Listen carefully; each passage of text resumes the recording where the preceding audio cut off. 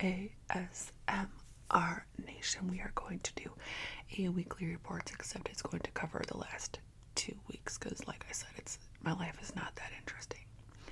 So this is going to cover the last 2 weeks. I'll pop some gum in before we get into weekly reports, what I've been reading, what I've been eating, what I've been watching, etc., etc.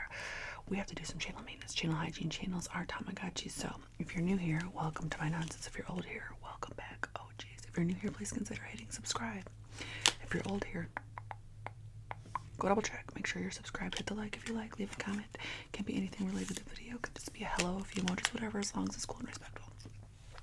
Hit the notification bell. As always, I've linked my tip jars down yonder in the description box. No pressure whatsoever, but every dollar to help. That is what allows me to continue content. Also, you are invited to my Patreon. I know not everybody can come, but you can't say you weren't invited. The link to my Patreon is down below. I post a lot over there. If you want extra content, but you don't want to leave this platform, you can join YouTube memberships by clicking the join below.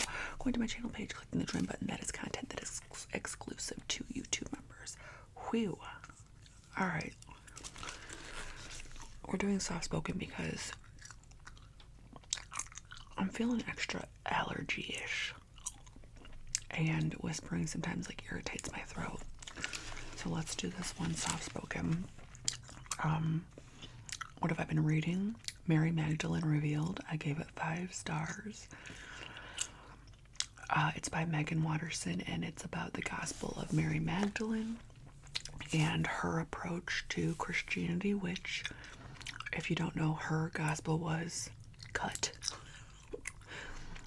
and hidden, and her narrative was rewritten. They found most of the gospel, and so it explores that.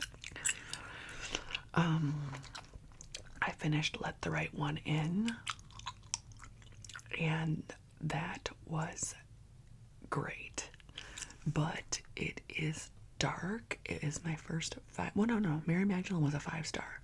I had 2 5-star reads in January. Mary Magdalene Revealed and Let the Right One In, which is a vampire book. But I wouldn't even say the vampire is the scariest part of that book.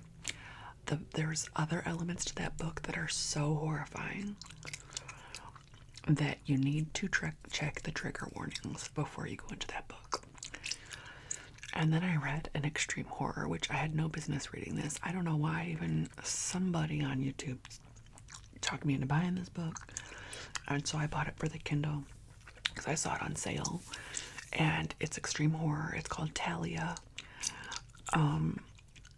It's about this girl.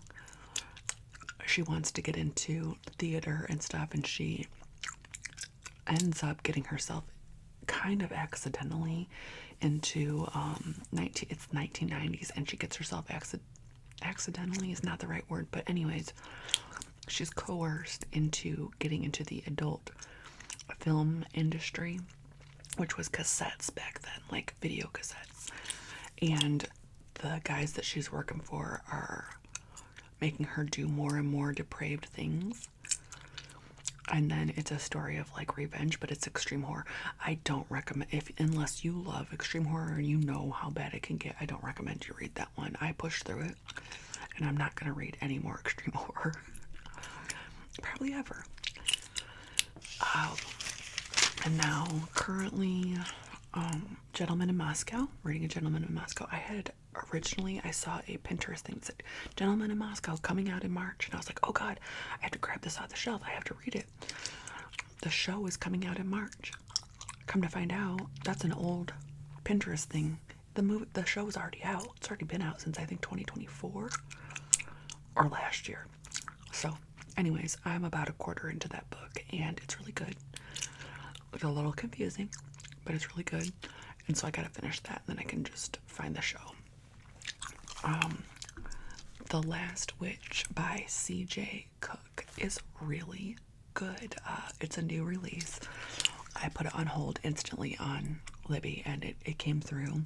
I'm about a quarter into it, and it is about a woman. This is like the 1400s when witch hunts were huge.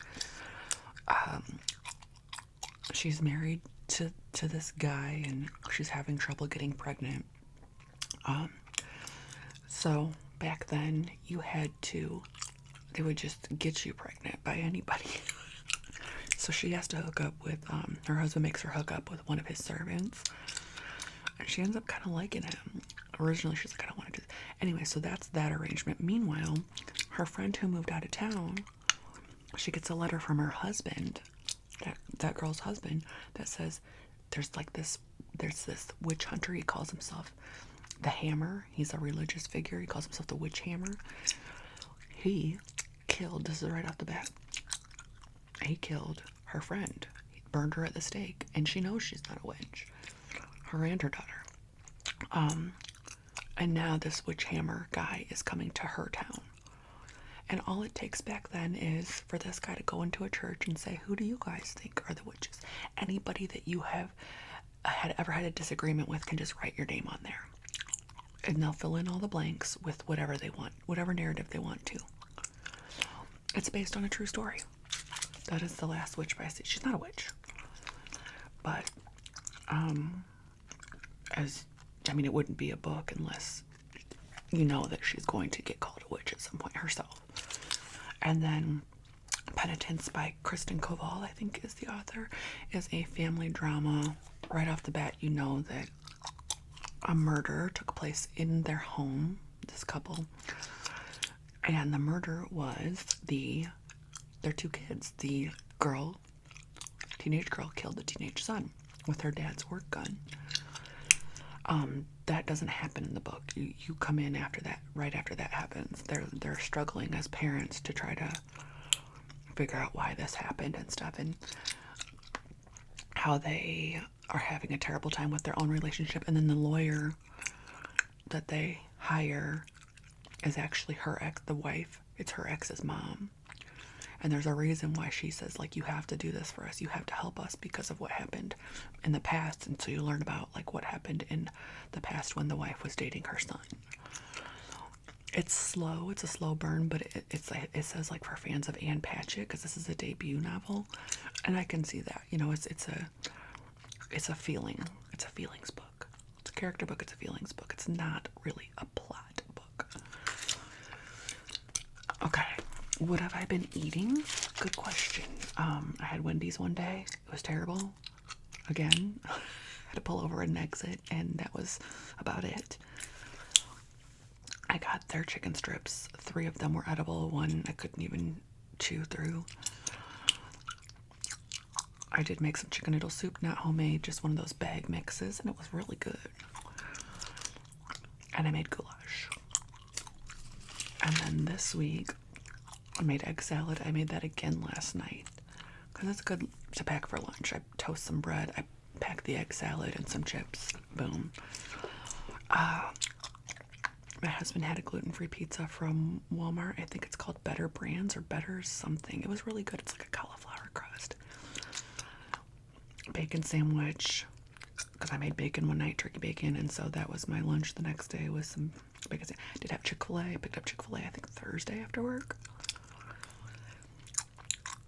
Done with the leftover bacon again. I made a BLT because after I picked up groceries, I had lettuce and tomatoes, so I could make a real BLT instead of just a bacon sandwich. I got a school pizza one day. The school pizzas are not those squares that we used to love. That's not those anymore. It's like a triangle, and was it edible, I guess. And I've been making lox, bagel, cream cheese, salmon, and capers. What have I been playing?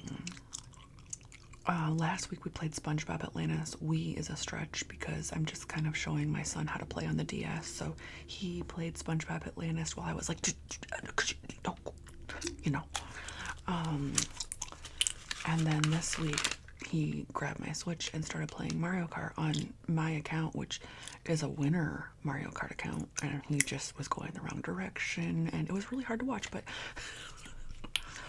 I let him do his thing. I was like, next time if you want to play, we have to log in as you, because you are trashing my name on here. I feel like the Switch too is so big for kids' hands. My nephew plays it, but I don't know if he plays it like as a Switch or if he puts it on the TV and just uses a controller. And then I did have to get to make Lego stairs because he couldn't figure out how to make stairs. And so trying to do that with these nails on, there's not much I can't do with long nails because I've been wearing them forever. But trying to make Lego stairs with these nails on was no fun. But I did it because I'm a mom. Okay, what have I been obsessing about? I cannot figure out how, if it's 0 degrees, my dog and my son's dog keep getting muddy.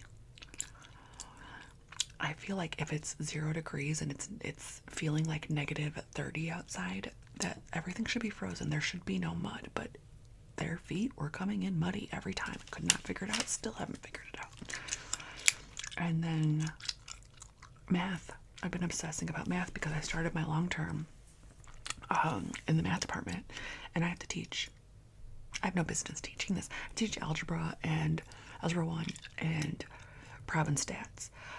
Oddly enough, Prob and Stats is it's coming to me. Algebra 1 is not. And I was told, oh, the slides will make everything clear.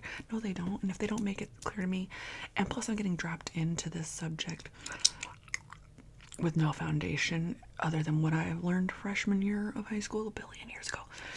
So I'm getting dropped in January when they started in late August. So I have no foundation really. Anyways, we've been troubleshooting and it's starting to click, but it's not fun, okay? Math was never my subject. I made that clear before I accepted this. But there is nobody else. As verified, I asked several times. I asked the math department. I asked admin. Y'all, like, is there anybody that has a math background? But there's not, so I have to learn it because I care about the kids. Graphing calculators. I haven't touched one in a billion years. I don't remember any of it. And then I'm obsessing about my February curriculum because some of the stuff is going to be continued, but I have to change it up because I'm learning so much right now for work that I don't have the brain space to learn as much as I would like to at home. So I'm redoing my February curriculum. It's fine. Now, what am I recommending? Heated blankets, space heaters. It's a little warmer here now, but last week we had wind chills up to 45 below. And you could not get warm. You couldn't get warm. I had a heated blanket on my couch, an electric blanket on my couch, and I have one on my bed. So pull those out. I don't care what state you're in. If it's cold to you, it's cold to you. And then layers. Your robe. Your robe is a great layer. Don't forget about your robe. I don't care if you're just wearing like a sweatshirt and sweatpants. Throw your robe on over the top. Kind of figured out that ADHD makes cleaning exercise because of how I've been, and I've done this my whole life, but like it's been really bad lately. Probably because I'm using my brain so much for other stuff. But running into a room and then starting one thing and then running into another room and starting another thing and then up and down, up and down, up and down. And I'm like, whoa, these are steps. It's not all bad. This can count as exercise. Rotate your mattress. We rotated our mattress yesterday. You should be doing it, I think, look it up, but I think it's every 6 months you're supposed to rotate your mattress, whether that's a flip. We can't flip our mattress because we have like the mattress where the top is the top, but you just rotate it like so that the weight is distributed in different areas, makes your mattress last longer. Rotate your mattress. And then today, and I'll tell you guys about this after we do it, but if you can't, like, I'm not replacing I don't know if you guys know, Mondo passed away about a month ago. I had to put Mondo down about a month ago, and I couldn't even talk about it. I talked about it on channel memberships. I cried a little bit. Nobody likes crying on the internet. It's hard to talk about. I can talk about it now. I will not be getting I don't want to call dogs replacement. I'm not filling in that 2-dog slot. Okay, it's just Peps. Where did he go? He left. I'm just keeping Peps. I can't do a rescue right now. Also, I have a small child, and when Cruz is older, I'll feel okay about a rescue, but a small child and a dog that I'm not sure about those. I'm not ready, okay? I will be at one point. Anyways, what I can do, and what me and my son, and my other son, family field trip today, is me and my adult son purchased some dog food and some cat food. And I have some extra dog bowls and stuff and some extra blankets, and we're going to go to the pet shelter and do a donation. And we will do that from time to time. And I'm gonna ask them too about volunteering. Like, I think you have to take a class and then you can come do some volunteering at the pet shelter too. So that's what I'm doing as an alternative. What am I treating myself to? Now, I did a no buy, low buy for January. I did pretty good, but I did get a couple sets of nails. I did have to get photo paper for my little Kodak step over there, and then I did get one pair of jeans.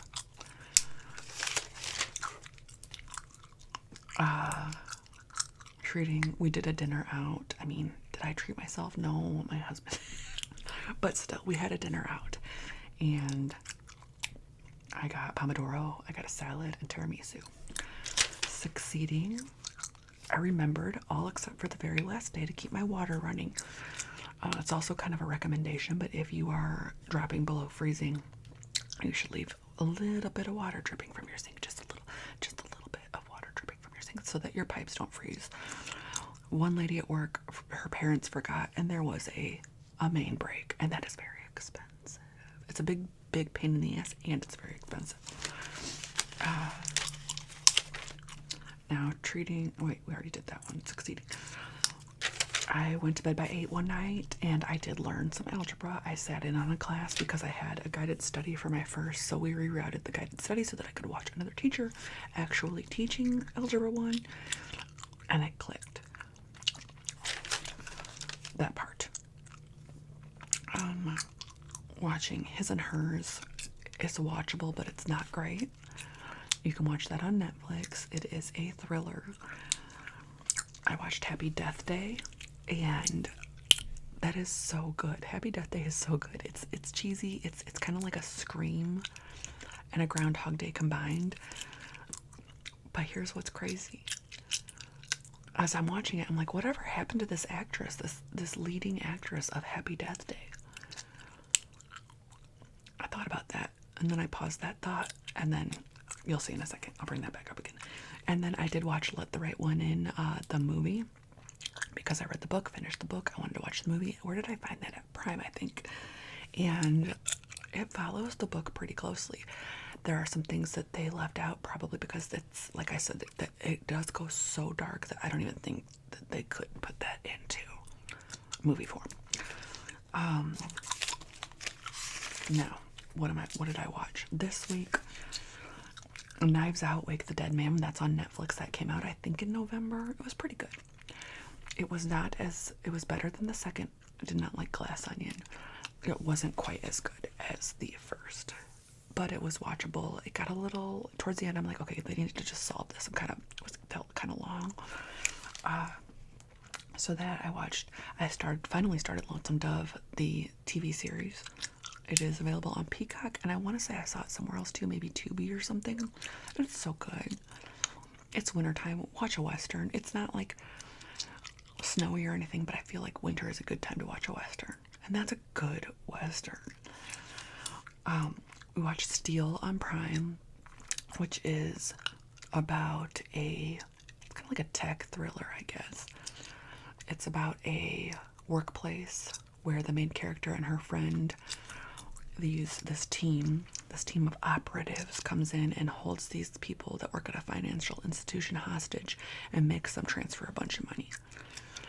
And then it's about her and him figuring out how to stay alive after their connection to this, how to not get arrested and how to stay alive. And then I watched one episode of Charlotte's Web, the show on HBO with my son, and that was good. It was very cute. Danny Trejo's in it. Crazy. It's a cartoon, but he does one of the voices. Now, then I went and saw Mercy by accident.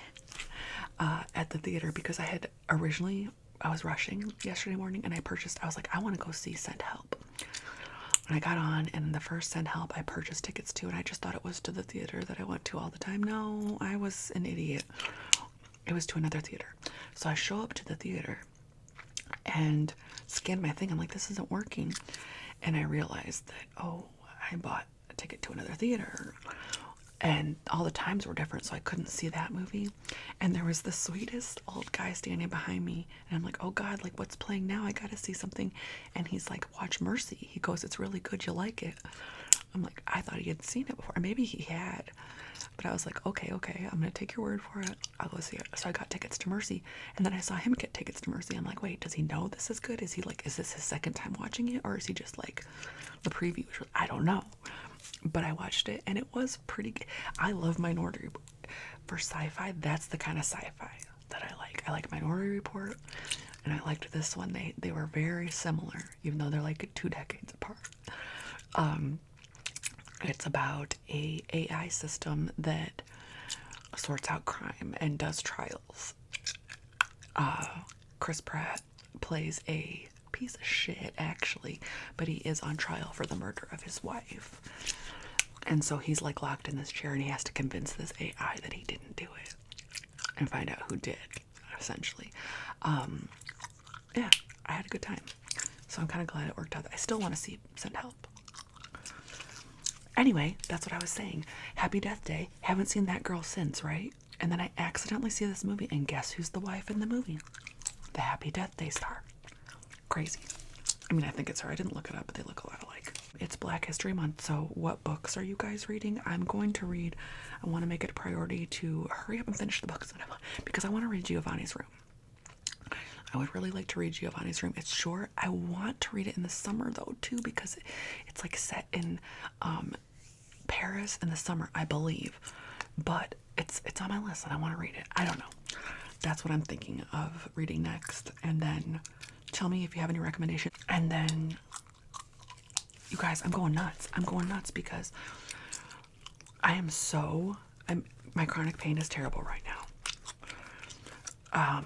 I've got all this work stuff going on, trying to learn this algebra and stuff. My static is unreal. I cannot turn on a light it's not like it's a shit. It is a cussing level of static hitting me. It's a jolt. It's a full body shock. It hurts. It scares you. I try to ground myself on stuff like metal that's not a switch, that doesn't have its own electricity, but I just harbor so much. I don't know why that is. I don't understand. It doesn't help that I have a 5-year-old that is constantly like jumping on me and just passing his static to me. He gets on the couch and like shares a blanket with me, but he's like moving the blanket like shh, shh, shh. I'm going nuts. That on top of, so the pain, the static, and then putting on a winter coat, a freaking parka. I'm not doing it again this week because we're going to be, if we're in like the teens or above, I'm not doing it. I can't do it. I cannot get in my car with a parka on and like feel the scarf, and I'm going nuts. I'm having a hard time being in my body right now, in my meat suit. So if you have any suggestions for how to ground, I have a static spray. I don't know. Any suggestions, taking them. Okay, if you watched this all the way to the end, thank you very much. I hope you have a good rest of your day, evening, good night, sleep, and I will see y'all real soon. Toodaloo.